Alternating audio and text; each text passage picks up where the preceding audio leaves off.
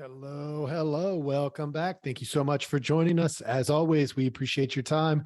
Those of you joining us on Rumble or YouTube, thank you so much. They're starting to pick up a little bit of traction there. Definitely appreciate the added audience. Hopefully, we can get this good information out to as many people as possible. That is the agenda here. So today's topic is we're gonna talk about going to the light. So for thousands of years, we've been talking about light and its metaphor, as well as its real nature. And as far back as we know, recorded history, even to the beginning of biblical times. In verse 3, it said, "Let there be light." That's way back in time when we look at it, right? If you're not into the Bible, let's take a look at the tools that were used in the first thousands of years that get the most recognition. Campfires, torches, lamps, candles. Like those were like the main inventions because they increased visibility. They allowed for, prepping food and all kinds of stuff. And so when we talk about light, man, there is just so much to talk about. Early poetry, it's even said, like I said at the beginning, going to the light. When you die, some people think you go to the light. Now, the list goes on and on because light has been an integral part of human existence. Like it's been a critical part even of our human existence. The light of a candle, the light of a fire, the light of the sun in the sky.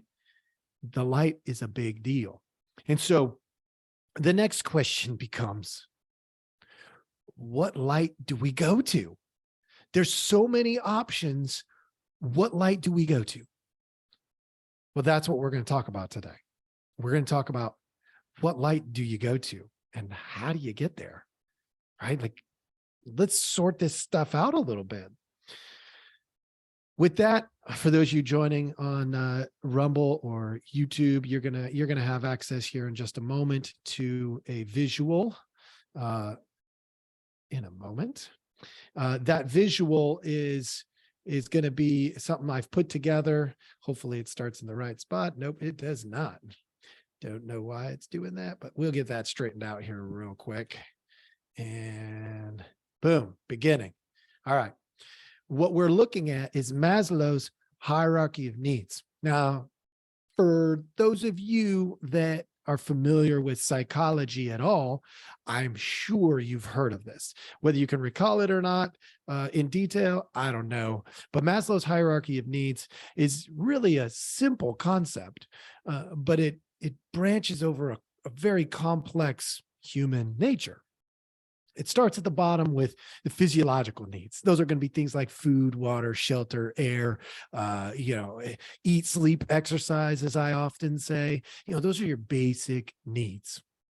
Then you've got safety and security, or in the visual, you're looking at safety needs. Safety and security are going to be the next tier. And I'm going to highlight why this can actually be problematic.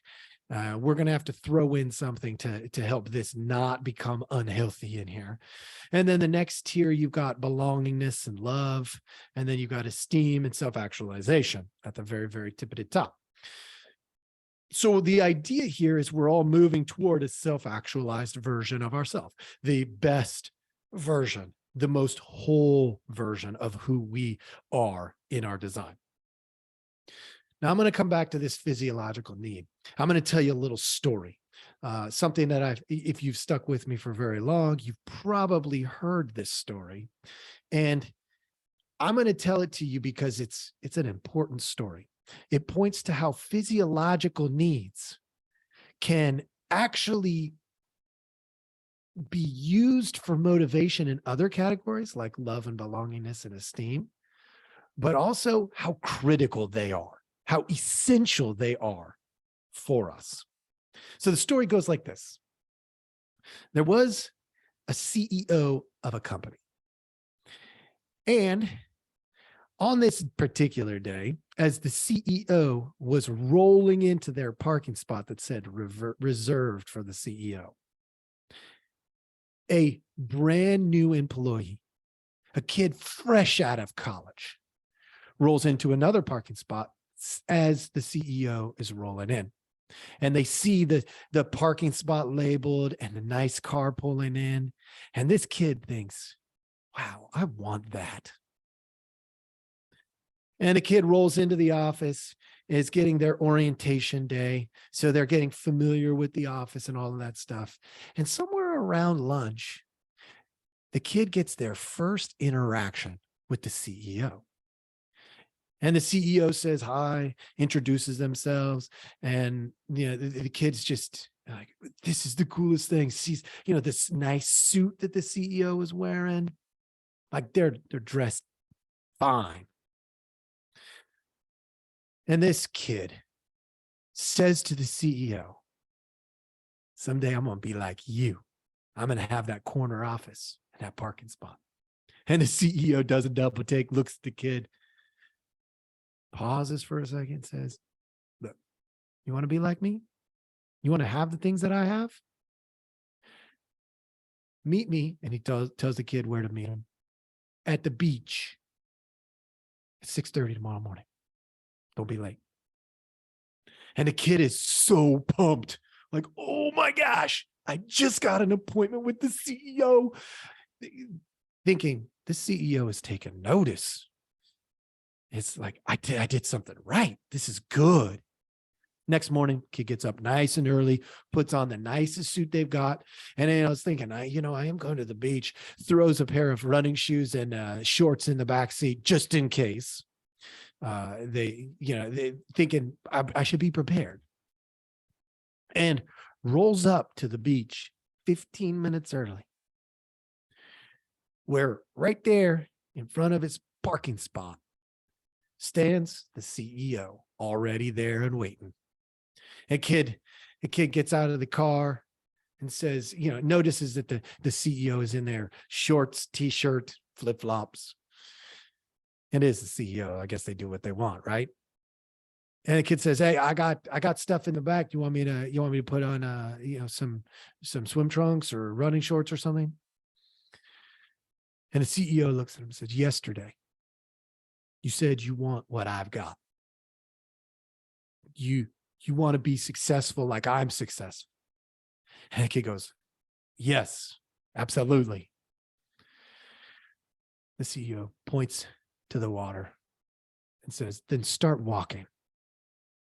And the kid's like, okay. And, gets across the path and is getting on the sand and realizing these are the only really nice shoes I have because I just got done with school and I don't have a lot of money. And so the kid, sheds the shoes and then is walking along, is like shedding the socks and, gets down closer to the water and starts rolling up the pant legs and taking off the coat. And the whole time is thinking, what are we doing? Like, what is this about? Well, the CEO looks at the kid, noticing the hesitation, and says, you really want what I got? The kid says, oh yeah, I definitely want what you got. Then keep walking. At this point, toes are starting to touch the water, then the ankles. About midway up the calf, the kid stops and says, what are we doing? I have swim trunks. Like, I can go get ready. And the CEO just looks at him, says, you want what I got? Keep going. And the kid, at this point is like, oh my gosh, this is ridiculous. And starts, doing the, I don't think you know what you're doing. And it's in their head, right? This kid is in their head. But continues on, knee deep. At this point, like pants are getting wet. Then waist deep, stops again. Like, what are we doing? I told you I have stuff. I can get ready. And the CEO calmly, patiently, just waits and says, if you want what I got, keep going. And the kid finally is just like, whatever, grumbles and mumbling stuff. And the CEO is just watching and paying attention. At this point, the kid goes out and is then treading water and says, "What in the heck are we doing? This is ridiculous. You haven't told me what we're doing. I'm out here in the nicest stuff that I've got. Like, what are we doing?" And the CEO very casually sticks their hand on their shoulder, looks them in the eye, says, "Do you really want what I've got?" And the kid says, "Yes, but whatever this is that you're doing, I'm not sure I want this anymore." And the CEO puts the other hand on the other shoulder and shoves the kid under the water. Now, the kid does exactly what you and I would do. At this point, there's one most important thing in their mind: getting up to get a breath.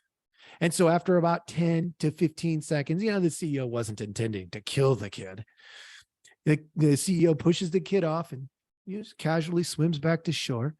Well, in the background, the whole time, this kid is like, "I'm going to sue," and chirp, chirp, chirp, saying things like, you're a terrible leader and you're awful. I can't believe you did this. You don't even know what you're doing, and all this kind of stuff. By the time the kid gets back to shore, calms down a tiny bit, is still chirping a little bit, but gets, the CEO is paying attention, has the opportunity to put a little something into the conversation. It says, "When you want what I've got, as much as you wanted that breath of air, then you're going to get what I've got." Now, that story paints a lot of things. Hopefully you enjoyed this story, but it tells us a lot of stuff. That physiological need that's at the bottom of Maslow's hierarchy. Yet when we are lacking in one of those categories, nothing else matters. That breath of air was more important than the relationship with the CEO, more important than, I don't know, that kid thinking about his mother, his brother, his sister, whatever. The kid wouldn't want anything else but that breath of air. The safety needs, that's security and that section. Look, when we want an abundance, because through abundance, we can create more safety and security.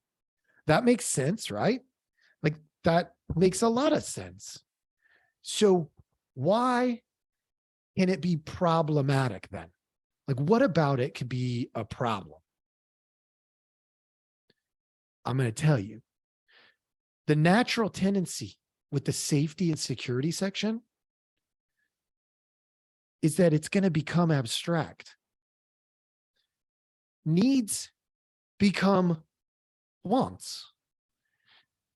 And then wants become what we think are needs. Listen to any 5-year-old who has abundance. I need that candy. I need that candy. I gotta have that candy. There's nothing more important than the candy. Why? Because the need is becoming abstract. It's like, when is enough enough? How much is enough? If I have enough to feed my family today, but I don't have enough to feed them tomorrow, do I have enough? Well, I have enough for today. Well, what if I ration it? Then do I have enough for tomorrow? I mean, then we get into the concept of scarcity and all that kind of stuff. Needs become abstract, and it blurs our vision to what is an actual need versus what is a want. And that can be problematic. So the natural tendency without moral structure, the natural tendency is to move toward abundance and greed. That's a natural tendency. The natural tendency is to move toward superiority, social superiority, things like hierarchy and domination. Why? Because once we have what we need, if I've got enough love, in that psychological need category, and I belong enough, then when's the next level going to be here that I have abundance? And we're going to work toward that. All things left unchecked. So we have to put in something that tells us be humble, because humility is not, it's not natural. It's no, I'm going to take. I'm going to create abundance. I'm going to make sure that I'm taken care of. And then I might help meet somebody else's needs. So that's when we introduce principles. Now, as we're moving toward the light, we have to know what the light is, because, we talked about the basic needs. We talked about the love and belonging, which is a psychological need, which is also, in all reality, that falls into the basic needs, right? You got to have love. It's not negotiable. Without it, we begin to wither and die. What we don't have to have is abundance. So principles come into play. These are outlined because we need to have something that balances us, that keeps us in check. So what is a principle? Well, I'm glad you asked. Even if you didn't ask, I'm still glad that you asked. Principles. This is one of the ways in which I describe it. Beacons that guide a person, family, or organization, because it can be either. And we'll get into, there's a difference between my needs and our needs, my principles and our principles. Beacons that guide a person, family, or organization through their life in all circumstances. They're the beacons that are out there. It does not depend on the changes that go on in the world, the goals and the structures put in place. It doesn't. Those things push toward the principles, not the other way around. The principles are those beacons that we develop these other things, these traits, these values, these other things will push us toward principles. So principles are absolutely essential. And if you don't know what you stand for, you better start looking into this. Get a therapist. This video will do a decent job, but probably not the best job. So yeah, look into it. Where we have to, in order to be socially, psychologically, culturally responsible, we have to look at morals. Because remember that safety security section that distorts as we go, it gets more abstract, and we think we accumulate a little bit more, have a little bit more, get to the top of the food chain. Well, if that is the natural tendency, morals are the counterweight. They're the thing that prevent us from going down the abundance and greed and the hierarchy and domination pathway. We don't want to go down there, because that means I have a lot, somebody is going to have little or none. And that's a problem when we look at the culture and we look at sociology. We don't want some having, and I know, look, some of you are probably already going into this. Well, in our world, that's what happens. There's the haves and the have-nots. I would rather be on the I've got it than the I don't got it side. Well, it doesn't have to be like that. And that's where morals come into it. So let's take a look at morals for a minute. When we highlight these principles, the morals are going to be the balancers. Typically, principles cover the psychological needs, 3 categories: psychological needs, social or physiological needs, and the morals. All right. So when we put principles together, we want to cover all 3, right? We want to make sure that we know our basic needs are met, and our basic psychological needs are met for love. And then we have the morals to balance us so that we don't go into the greed and all that unhealthy stuff that we've talked about. So examples of principles might look something like health, family, and friends, God, or truth, relationships, improvement. Notice that they meet the 3 requirements. They meet the physiological requirement, the psychological requirement, and the moral balancer. All right. Go back to the first one: health, physiological, family, friends, psychological, sociological, God. That's the moral. You got the second set. We got truth. That's the moral. Relationships, psychological, sociological, and improvement, the basic needs of like, I'm going to breathe better. I'm going to eat better. I'm going to exercise more. Right now, they can take on a lot of different forms. They can look different, but they're going to cover those three categories. And that's really important to remember as we move along. All right. Principles lead to traits. Traits are going to be things like love, forgiveness, respect, kindness, accountability, growth. Now, I always like to share this one because this was one when I was 17 and went in the military. This is one of the things that I learned right off the bat. JJ did tie buckle. This shows the abundance, like the sheer quantity of traits that there are to pick from that can guide us toward our principles, our morals, our physiological and psychological needs. All right. JJ did tie buckle is an acronym. It means justice, judgment, dependability, initiative, decisiveness, tact, integrity, enthusiasm, bearing, unselfishness, courage, knowledge, loyalty, and endurance.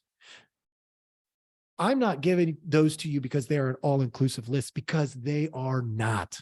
I'm giving those to you to show you the abundance of traits that there are to pick from. And this doesn't even really capture all of it. It captures some good stuff.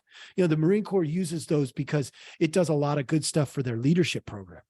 If you've got good judgment, then that means you're making healthy decisions, healthy versus unhealthy. You're able to look at that scale and use that scale appropriately, right? You're not just taking care of yourself, you're taking care of others. That's a good thing.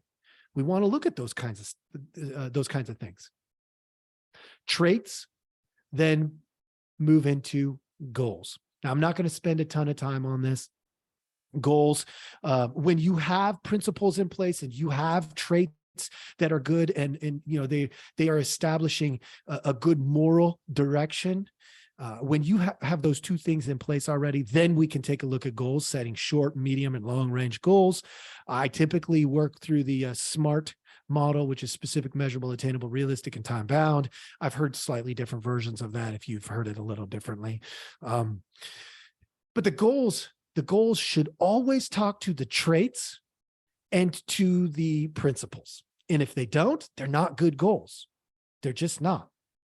If you've established good principles and you set good goals to move toward those principles, then you're going to move toward the light more naturally. And you'll always have that feedback loop going. That's a good thing. So I hope this was helpful. There's more to this. If you are more curious and you want to know more, again, this is a good outline, but it does not answer all the questions. So if you got questions, let us hear them. Thanks for joining us. Have a great day.